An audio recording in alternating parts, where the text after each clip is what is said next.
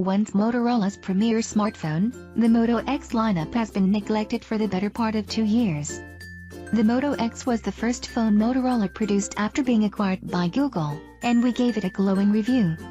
But under Lenovo's leadership, the company focused more on the modular Moto Z series, as well as the Moto E and Moto G budget smartphones.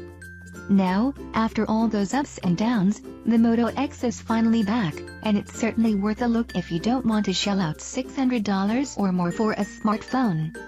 In our review, we found the new Moto X4 offers a lot of phone for an affordable price. But know that there are two versions, a Moto X4 Android One on Google's Project Fi wireless carrier and the regular Moto X4 sold by Motorola and other retailers. We've now fully tested the Moto X4 Android One and the official Motorola model, and there are a few differences between the two. If you remember the well-received and popular design of the Moto X, and its 2014 and 2015 successors, you may be a little disappointed with the new Moto X4. Its metal frame is sandwiched by fingerprint-attracting glass, and there's an unnecessarily large circular bump on the back of the top center that holds two cameras and a flash. A Motorola logo sits in the center, and an Android One label is at the bottom if that's the model you opt for. The Motorola model looks exactly the same, minus the label. We like the minimal rear design, and light reflecting off the glass makes it look like the X4's shifting colors. No matter what, you really do need a microfiber cloth on you at all times to get rid of the fingerprints and keep the phone looking sleek.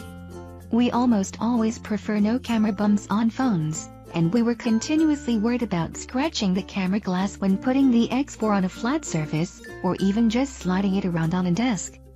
The phone will rock side to side if you push down on one of the edges because of the camera bump, which can be frustrating for those of you who like to use phones flat on a desk.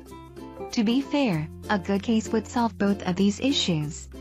But what we miss the most is the original Moto X's ergonomic design. The 2013 phone curves to fit the palm comfortably, and almost perfectly.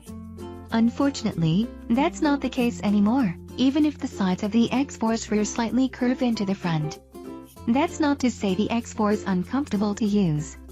The 5.2-inch screen is small enough to make the phone easy to hold, and all of its parts are accessible.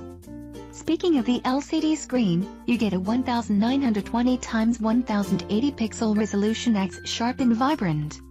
It's colorful and not too oversaturated, and it gets bright enough to see in broad daylight.